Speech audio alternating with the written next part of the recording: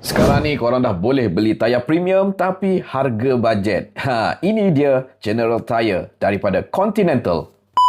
General Tyre sub-brand daripada Continental ni dah lama wujud sekitar 1987. Kini ada di Malaysia. Untuk General Tyre Ultimax GS6, dia merupakan tayar all season yang direka untuk prestasi seimbang antara cengkaman, ketahanan dan keselesaan, dan juga sangat sesuai untuk kegunaan harian. Kereta penumpang mainstream seperti sedan, hatchback dan crossover memang sangat-sangat sesuai. So kita berpeluang untuk uji tayar Ultimax GS6 dengan Toyo Proxus.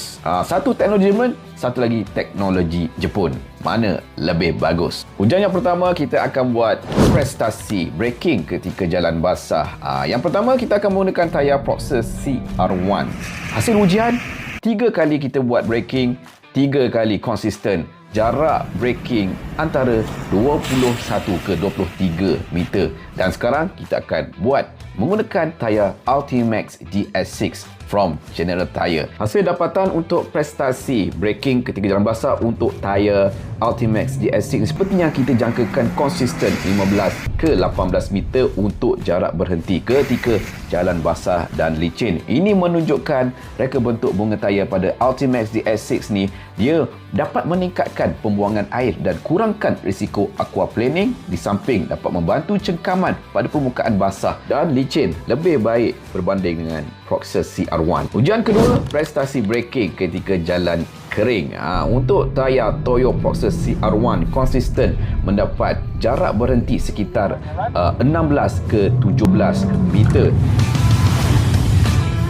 Manakala untuk General Tyre Ultimax GS6 konsisten mendapat jarak berhenti sekitar 14 ke 15 meter. Slightly better berbanding dengan Proxus CR1. Ini semua disebabkan dengan reka bentuk bunga dan juga resepi pada compound tayar Ultimax GS6 ni. Dia memberikan prestasi braking yang baik ketika jalan basah, licin mahupun kering. Lidat. Yes, nicely done.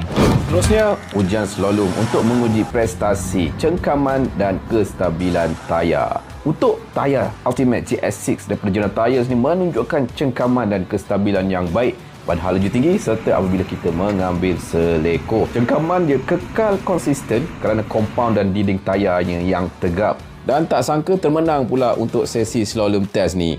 Rezeki. Seterusnya kita akan uji daripada segi keselesaan dan tahap bunyi tayar Ultimax GS6.